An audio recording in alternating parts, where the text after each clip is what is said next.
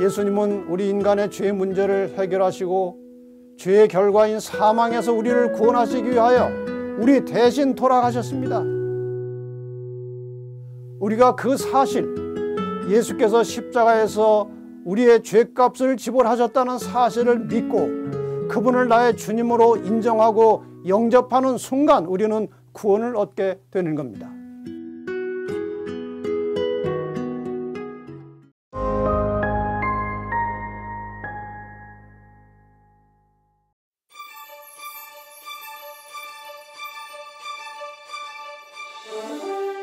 여러분 안녕하십니까? 이번 온라인 예언 세미나의 총 제목은 포스트 팬데믹 위기인가 기회인가, 이런 총 주제를 가지고 9번에 걸쳐서 말씀을 드리려고 합니다. 2020년 초에 시작돼서 지금 온 세계를 혼란 속에 빠뜨리고 불안하게 만들고 있는 이 심각한 전염병이 지나가면서 혹은 지나고 나면 어떤 일이 벌어질 것인가, 인류에게 해결할 수 없는 위기가 올 것인가, 아니면 어떤 새로운 기회가 올 것인가 하는 문제는 상당히 오늘 우리에게 닥쳐온 심각한 문제입니다. 이번에 이 성경 예언과 관련시켜서 이 문제를 이제 상세하게 설명드리려고 합니다. 먼저 전염병에 대한 성경절을 하나 보겠습니다. 예수님께서 이 세상에 계실 때 예수님이 다시 오시는 재림 전에 이 세상에 일어날 여러 가지 징조들에 대해서 많은 말씀을 하셨는데 그 징조들 중에 전염병도 포함되어 있습니다. 누가복음 21장 11절 말씀입니다. 큰 지진이 일어나고 곳곳에서 기근과 전염병이 번지고 하늘에서는 무서운 일들이 일어날 것이다. 지금 이 세상에는 수많은 문제들이 발생하고 있습니다. 경제 문제, 종교 문제, 또 정치 문제, 환경 문제, 또 인간 관계의 문제, 이념과 사상의 문제, 또 교육 문제, 도덕성의 문제, 이 수많은 문제들이 지금 쉴 새 없이 나타나고 있습니다. 이러한 모든 문제들은 점점 더 이 복잡한 양상으로 번져가고 있을 뿐만 아니라 시간이 지날수록 아주 심각한 현상으로 발전하고 있는 것이 사실입니다. 오늘날 대부분의 세상 사람들은 잘 모르고 있지만 사실 이 팬데믹이 지난 다음에 누가 이 세계적 패권을 가지고 세상을 지배하고 다스릴 것인가 하는 것이 중요한 관심사입니다. 표면적으로는 미국과 중국이 패권 싸움을 하고 있는 것 같지만 여러분이 이번에 예언 공부를 하시고 나면 미국이나 중국이 아닌 제3의 다른 세력이 세상을 잠시 지배하게 될 것임을 알게 될 것입니다. 포스트 팬데믹, 누가 세상을 지배할 것인가?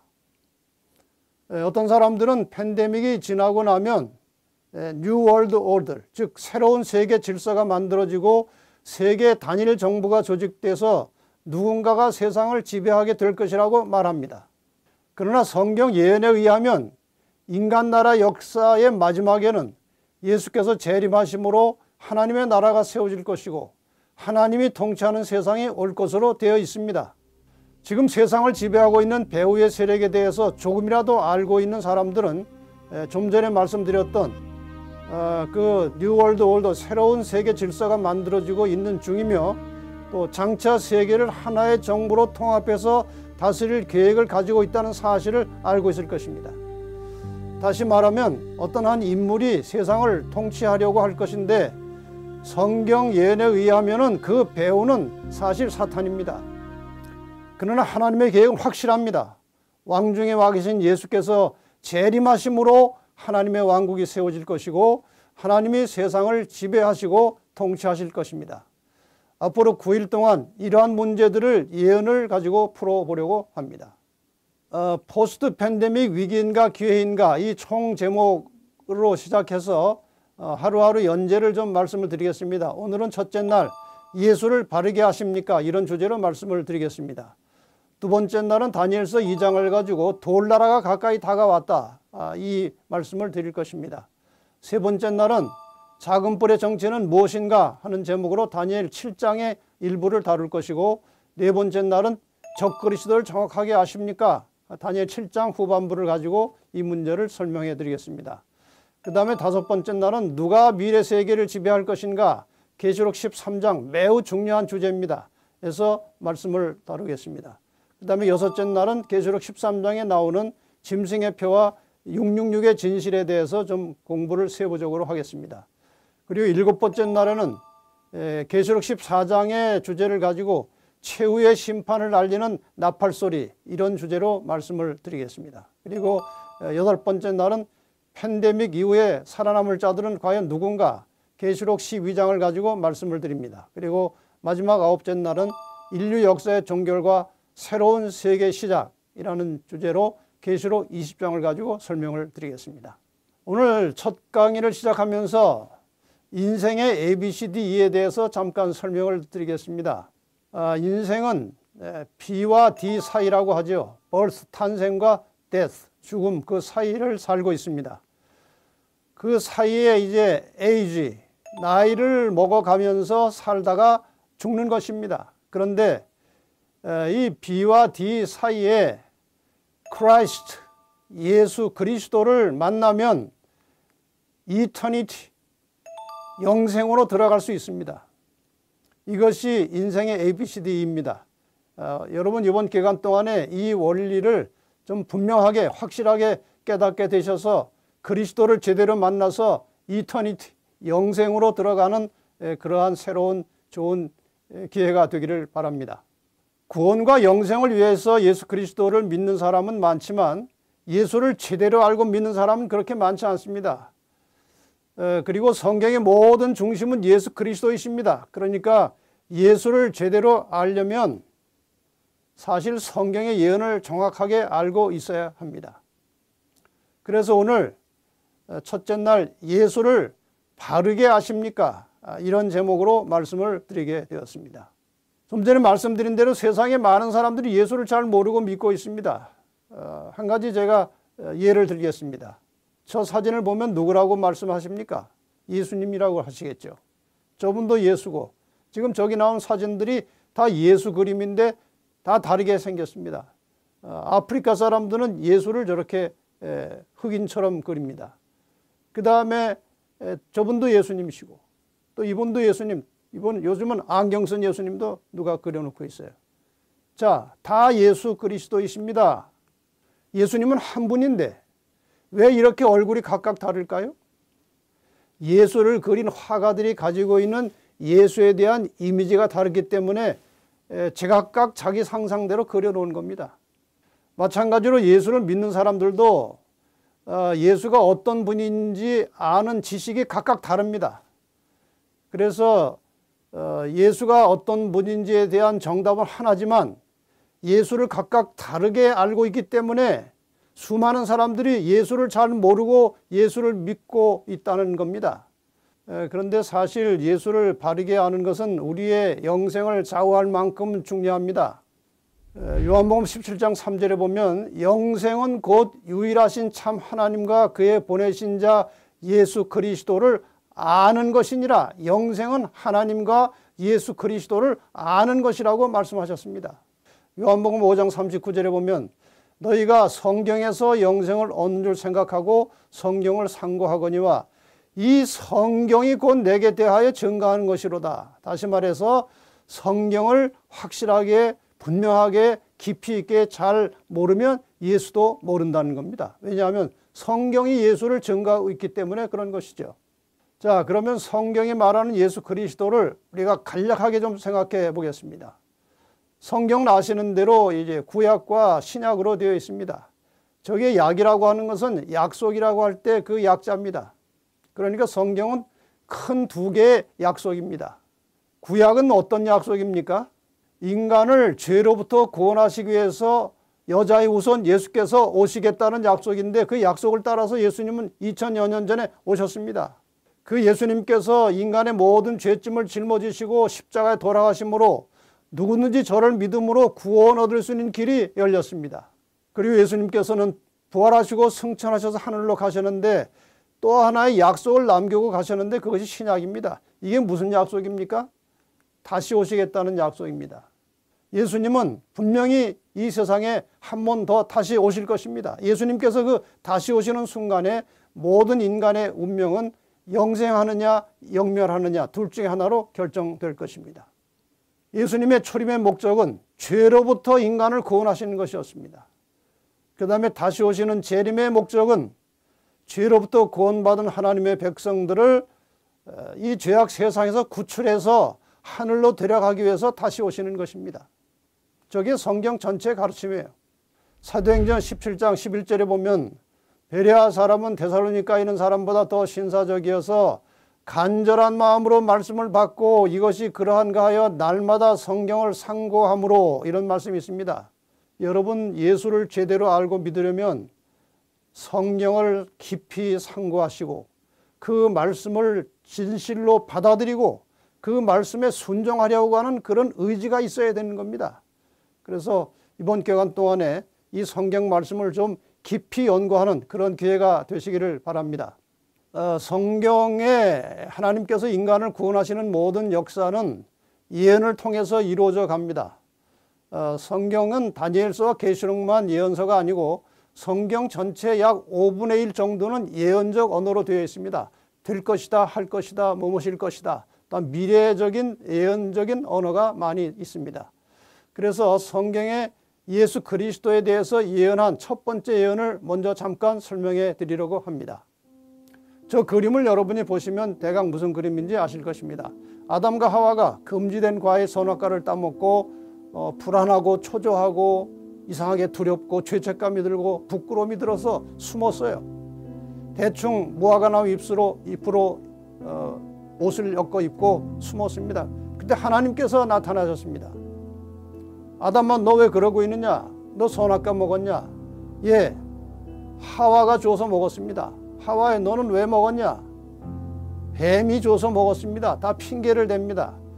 하나님께서는 뱀에게 더 이상 묻지 않으십니다. 왜냐하면 그것은 뱀 자체보다 사탄입니다. 사탄이 뱀 속에 들어가서 지금 뱀을 통해서 하와를 유혹한 것입니다.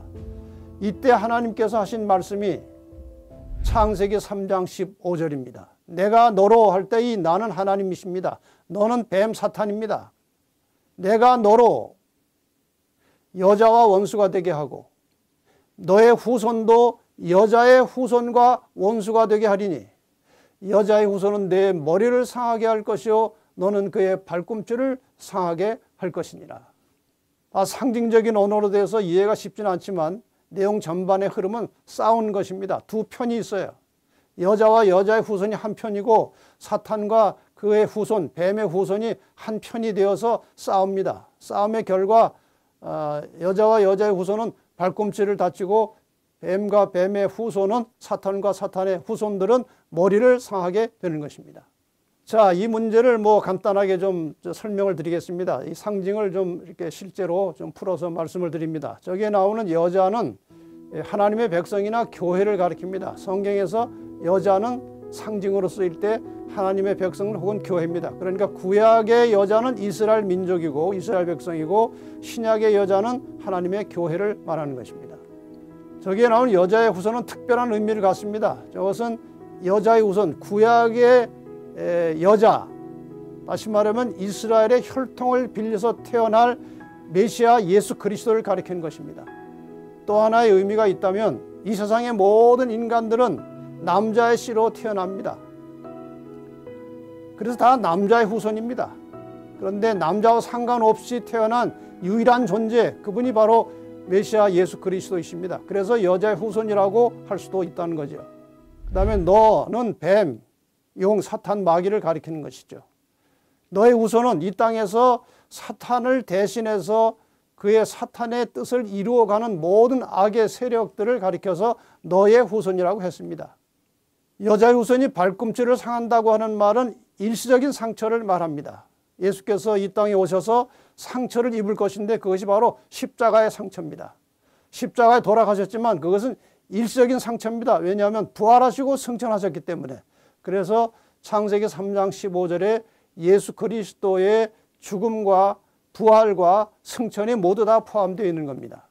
결국 마지막에 사탄은 머리를 상하게 된다는 것은 영원한 멸망을 말하는 겁니다.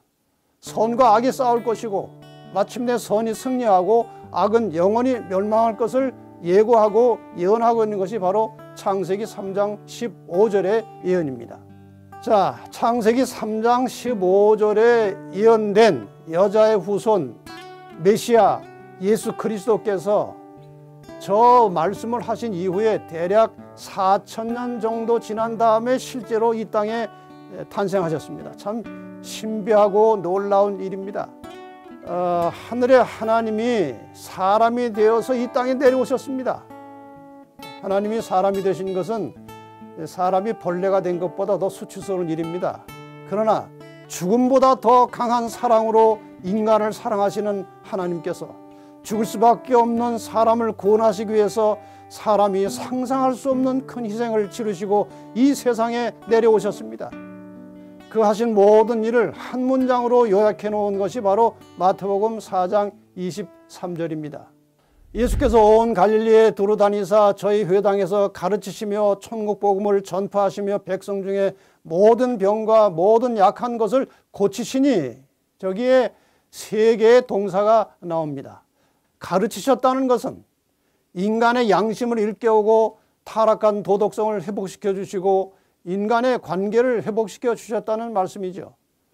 그 다음에 천국 복음을 전파하셨다는 말은 하나님과 그분의 뜻을 제대로 알지 못하는 인생들에게 하늘의 이치를 말씀하시고 영적으로 깨우쳐서 마음속에 신앙심을 회복시켜 주심으로 하나님과의 단절된 인간의 그 관계를 다시 원상태로 만들어 주신 것입니다.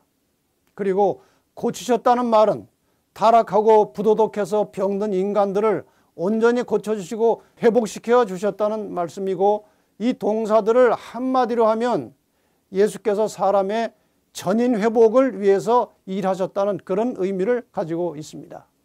이렇게 예수님께서는 평생 동안 사람을 위하여 봉사하시고 희생하시고 헌신하면서 사셨습니다. 그분은 죄를 범하지 않으셨고 오직 사람을 위하여 철저히 자기를 낮추고 사람을 섬기는 봉사의 삶을 사셨습니다. 그런데 예수님은 마침내 그 당시 가장 흉악한 죄인을 사형시키는 방법이었던 십자가의 형을 받고 돌아가셨습니다. 너무나도 이상한 일입니다. 그 무지하신 분이 왜 죄인 취급을 받고 돌아가셨습니까? 그 예수님께서 돌아가시는 장면을 잠깐 영상으로 보겠습니다.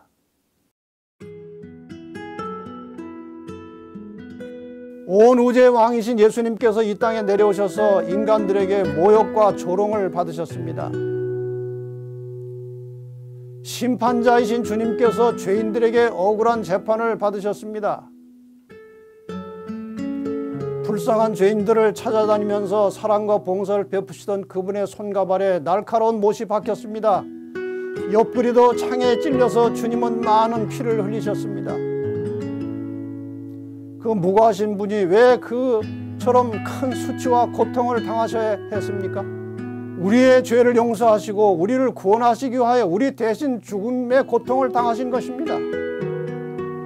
우리를 살리시기 위하여 그분이 돌아가셨습니다. 그분은 하늘에서 내려오신 사랑이셨습니다. 그리고 구원이셨습니다.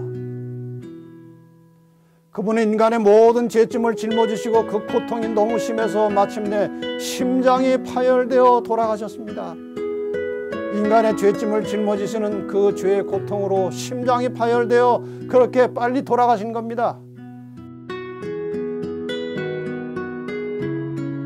그러니까 예수님은 우리의 죄 때문에, 나의 죄 때문에 그 쓰라린 고통을 당하시고 돌아가신 겁니다.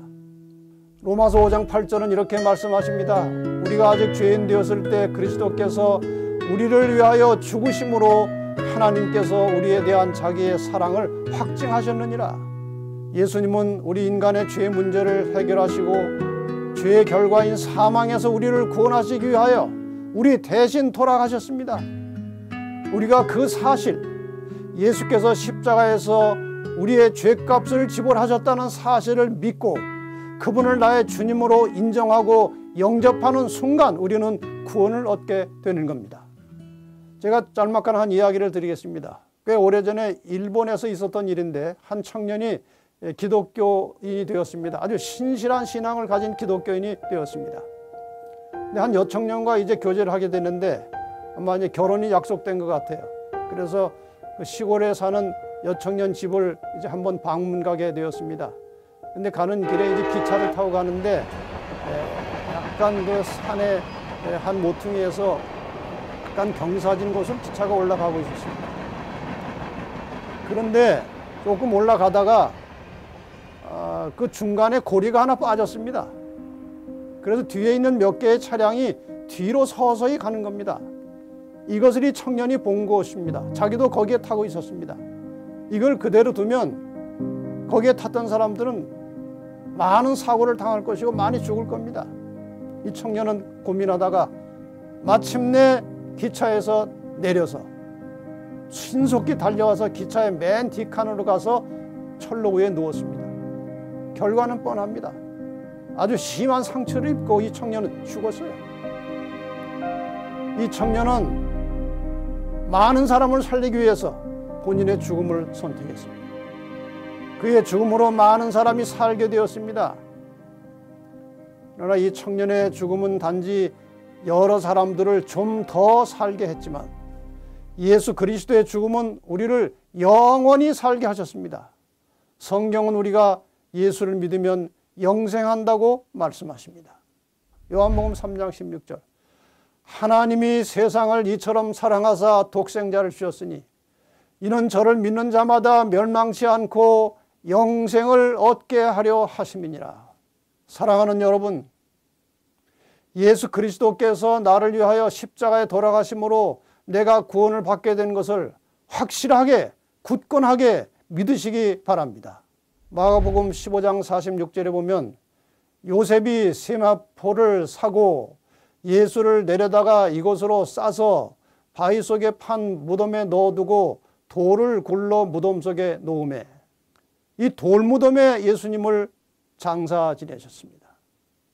예수님은 가난해서 무덤이 없었습니다. 그런데 부자 요셉이 자기를 위해서 파놓은 무덤에 예수님을 장사 지냈습니다. 그런데 그 속에 계속 계시지 않았습니다. 예수님께서 금요일에 돌아가셨고 일요일 아침에 부활하신 기록이 성경에 몇 번 나옵니다. 일요일 아침에 여러 여자들이 예수님의 그 무덤에 쏜살같이 달려가서 어떻게 됐나 이렇게 살피러 갔습니다. 그때 마태복음 28장 5절과 6절에 보면은 천사가 그들에게 말합니다. 너희는 무서워 말라. 십자가에 못 박히신 예수를 너희가 찾는 줄을 내가 아노라. 그가 여기 계시지 않고 그의 말씀하시던 대로 살아나셨느니라. 예수님은 부활하셨습니다. 그리고 40일 동안 제자들과 여러 사람들에게 나타나셔서 그 부활한 모습을 직접 보여주셨습니다. 그리고 하늘로 올라가셨습니다. 사도행전 1장 8절과 9절에 보면 오직 성령이 너에게 임하시면 너희가 권능을 받고 예루살렘과 온 유대와 사마리아와 땅끝까지 이르러 내 증인이 되리라 하시니라. 이 말씀을 마치시고 저희 보는 데서 올려가시니 구름이 저를 가리워 보이지 않게 하더라. 어디로 가셨습니까?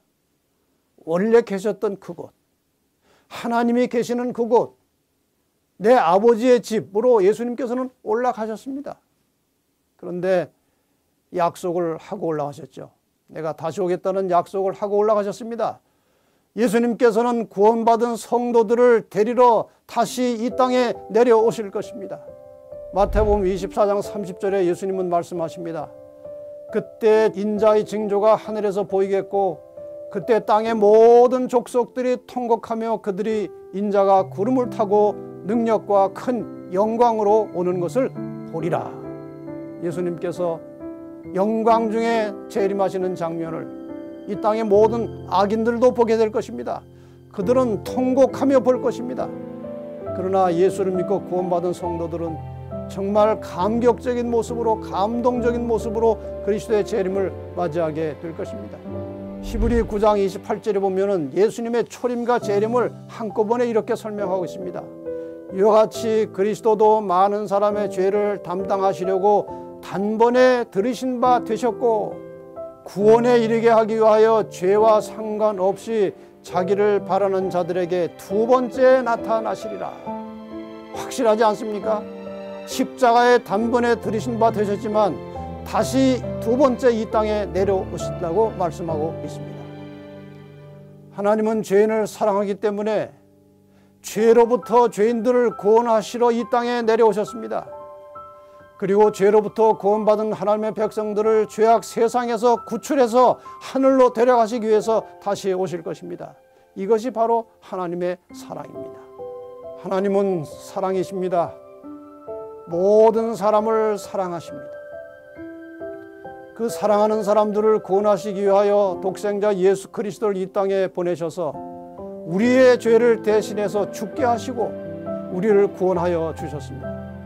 누구든지 예수 그리스도를 나의 구원자로 믿으면 멸망하지 않고 영생을 얻을 수 있는 길을 준비해 주셨습니다. 하나님은 사람을 강요하지 않으시기 때문에 예수를 믿고 구원받는 일에는 나의 선택이 필요합니다. 이 시간 가난한 마음으로 겸비한 심령으로 우리를 구원하기 위하여서 십자가에 돌아가신 예수 그리스도를 여러분 각 개인의 구주로 영접하시기를 바랍니다. 우리가 예수를 나의 구주로 영접하고 믿는 순간 우리는 하나님의 자녀가 되는 겁니다. 이제부터는 인생의 모든 시련과 고통과 아픔을 그분에게 맡기시고 기도하면 그분께서 우리를 위로하시고 우리를 가장 선하고 좋은 길로 인도해 주실 것입니다. 여러분 이 저녁에 겸비한 심령으로 이 예수를 여러분의 마음속에 구주로 영접하시기를 바랍니다.